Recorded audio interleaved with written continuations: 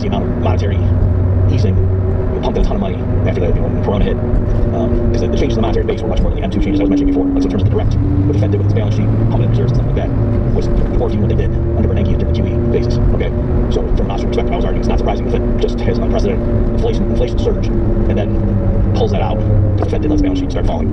It's not surprising that you get a crash, in the real output. And so that was lining up the fact that the yield curve was deeply inverted. So yeah, this pattern is going to hold up again. So I've been explaining the pattern and then saying, so this leads me to believe a recession's in store, and now I was giving a forecast of what I thought the recession would be in motion, or when it would be in effect. And what I was doing is I was looking at the historical pattern to see once the yield curve inverts, how long before the recession kicks in. And then using that pattern, it's not the same for every recession, but I was kind of getting the ballpark of in general what is it, and what's the longest it took, and what's the shortest, so that's what I was using. But what's happened is right now, for this version, it has lasted a lot longer than all the previous ones. So if what your theory is that, so look at it this way, the yield curve historically, the pattern is yes, it inverts when there's a recession, but usually it uninverts. I think always it uninverts before the recession actually begins. Okay, so strictly speaking, the pattern has not just been, oh yeah, every time since the 60s that the yield curve has inverted and there's soon been a recession. Is that the yield curve has inverted, then it has reverted back to upward sloping, where the 10-year yield's higher than the 3-month, and then a recession kicks in shortly thereafter. So the fact that right now the yield curve has been deeply inverted and the recession hasn't begun, strictly speaking, hasn't violated the pattern. Really, what you want to see to be able to say, oh yeah, that pattern was totally not the case this time around, is you want the yield curve to revert, to go back to being upward sloping, and then have 2 years go by with no recession. Then you can clearly say, yes, this was a counterexample to that pattern. So the fact that the recession hasn't clearly begun yet, unemployment's still 3% change, that is in no way embarrassing to the people who think the yield curve inversion is a strong indicator of a pending recession. Because again, it hasn't come back. Having said all that though, if it stays inverted like this for another year, then that's definitely going to throw off my earlier prognostications when I was trying to give a timetable when the recession might kick in. Because again, I was basing it off of when the thing first went negative. Okay, so anyway, now coming back to, so what does that mean? Why has it stayed so inverted? So here, I can't really, so what I did is I looked at a chart, you have to look at the video now, we'll switch to that. Because this other chart I'm looking at, so what I did is instead of just looking at the spread, the 10-year minus the 3-month, I broke them out individually, so I charted the 10-year is its own line, and the 3-month is its own line, to be able to see. And I think really it's just a matter of, in the previous recessions, the 3-month has aggressively moved up. So by the way, this is the way I blow up Krugman's explanation. So the way Krugman explained the pattern of an inverted yield curve sort of gives a signal in the pending recession is he just made all about expectations. He said, people who really follow the markets and stuff have moves on the ground, they know if the economy's starting to turn, they have access to that information. People who buy and sell stocks whenever that's their livelihood, they need to know that. And so once the market starts anticipating there's going to be a recession in the near future, they also anticipate the Fed's going to have to cut short rates because the Fed has no control over short-term interest rates. So once the recession is fully underway, the Fed's going to start cutting going into that. So right now we see that coming. Even though short rates right now are still high, we think eventually the Fed's going to cut short rates. So those expectations get built into the long-term rate. Right? So right now, if I think starting 2 years from now, the Fed's going to sharply start cutting 1-year rates, then what I pay right now for a 10-year bond is going to be affected by those expectations. Right? So that's the idea. So that's Krugman's explanation for why it is that you see 3-month yields higher than 10-year yields a year before a recession officially begins. But that's just, the data doesn't hold that up. Don't hold that up. The data are, the data the word is, okay? What you actually see empirically is going into a recession, what happens is you're in a boom period where short-term rates are low and long-term rates are normal, and then the Fed starts tightening, so short rates zoom up, and then they briefly overshoot above the long rate, and then they both start coming down, and then the recession begins. Right? So the reason for the inversion typically is not the short-term rates are just doing their thing, and then long rates come down and break the barrier as they fall. No, it's first short rates zoom up as the Fed tightens. They dip above briefly the 10-year yield, and then, like I said, they both start coming down. But the 3-month falls faster than the 10, and that's why the yield curve goes back to normal. Okay, so, and that's why I say it's consistent with Austrian business cycle theory, that what's causing the switch from the boom to the bust is the Fed tightening. So that totally makes sense. It's not just that people are anticipating. Because also there's some weirdness too about, like, people look to the yield curve to get some information about if there's going to be a recession. And why does the yield curve seem to know? Well, because everyone knows a recession's coming, so they're reflecting bond prices. Right? So, I mean, I'm being a bit glib. Prices to communicate information. Some people might know it, and the prices reflect they know, and other people learn from it, blah, blah, blah. But you get the idea. It's a bit weird to say, gee, how come it seems like the yield curve is giving us information about recession? And you say, oh, it's because people see the recession coming. That's why. So, whereas it makes more sense to say, why does the yield curve seem to forecast or signal impending recession? You say, oh, because when it inverts, that's because the Fed just slammed on the brakes, and the Fed slamming on the brakes causes a recession.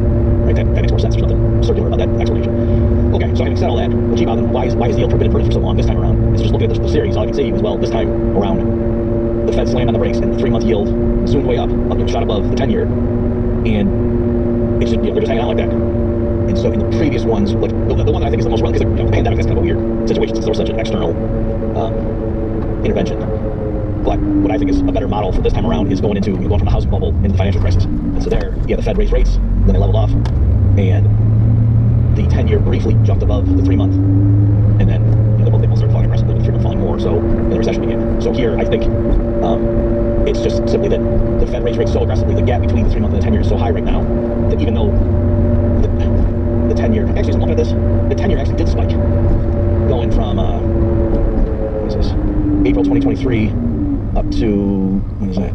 September 2023, the yield on the 10-year actually did zoom way up and then kind of came down again, but it didn't surpass the 3-month. So I think that's part of what happened is because they tightened so aggressively, the 3-month shot so much above the 10-year that even though the 10-year did pop, it didn't get back above water as it were. Whereas previous cycles, when the Fed jacked up rates, the 3-month only went up above the 10-year a little bit. So then if the 10-year popped, the yield curve would go back to normal, and then the thing would just collapse and the recession starts. So I think that's part of what's going on here. So big pictures like everybody has a lot of talking. Put your money where your mouth is. Give us something going here that you can at least be wrong later. So I still think everything is in store as the Emperor foresaw, because if you think about it, suppose I'm right, and the reason for that historical correlation, the reason that the yield curve inversion quote signals a recession, is basically because the necessity of boom bust theory.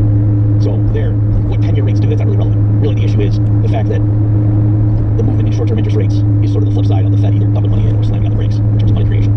And so,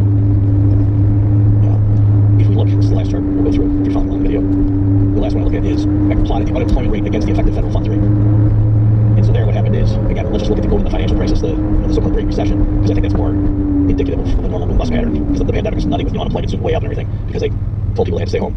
So going into the financial crisis, the Fed raised the effective federal funds rate steadily. From June of 2004, the Fed started raising rates, and it peaked the effective federal funds rate in July of 2006.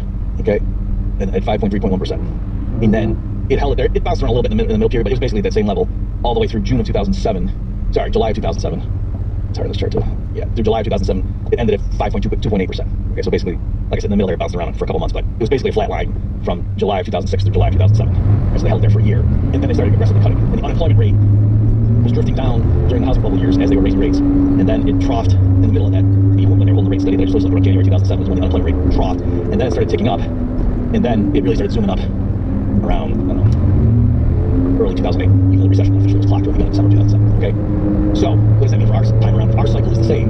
Well, the Fed began raising interest rates aggressively, and it peaked, held pat, starting in July 2003, where rates topped out at 5.33%. Right, so 2 basis points different from what it was previous. It's like I just told you about. Again, most of it was July, right? And so, what does that mean? It's held in there since, completely steady.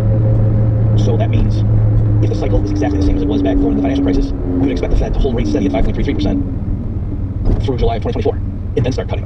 And then you would see unemployment, as of right now, it's already been ticking up. And guess what? It is ticking up. It was 3.5% back in July, and now it's 3.9 or 3.8, right? So it is slightly higher now than it was 6 months ago. So it kept going up, It stayed the same, it kept going up a little bit, every other month or so. That's totally consistent with what happened last time. And right now, the Fed just holds rates steady and doesn't start cutting until August of 2024. That lines up perfectly with happening going into the Great Recession. Right? So the fact that right now it's April and the Fed hasn't started cutting rates, and people are running victory laps like MMT types, improvement nights and such, saying, see, we told you, inflation was transitory. These doom and gloomers, Larry Summers, and of course all the idiots, Fox News, and Ron Paul types, and those morons who are polar bears, they're all warning you if you were to yield curve going into recession. They're clearly wrong. And I say, no, this is exactly what the cycle looked like before the financial crisis hit. So I didn't just prove to you that we're recession. Notice there between me and Kelton. If I were Stephanie Kelton, I would say the numbers are clearly kind to the hypothesis that the recession's already being cut. You see what I'm saying? So I'm not here claiming that I'm running victory lap. I'm just not throwing in the towel. I'm saying, wait a minute, let's give recession a chance, give the yield curve a chance. It's not going to be gunplay. Alright? So I'm just saying, am I nervous right now? Like, I sweat bullets because it's kind of weird on one hand. It'd be great if it didn't have a financial crash. And then I'd say, okay, I was wrong. I think that's going to be 12 monkeys, but I just still feel it's crazy. But no, I'm saying right now, yeah, I could be wrong. I'm not telling you all. I guarantee this that I'm right in this, otherwise I'm going to resign from economics. But I'm saying, no, I'm not at all embarrassed or worried about these numbers. This is exactly what the situation looked like on the eve of the Great Financial Crisis. The Great Recession, I should say, the global financial crisis.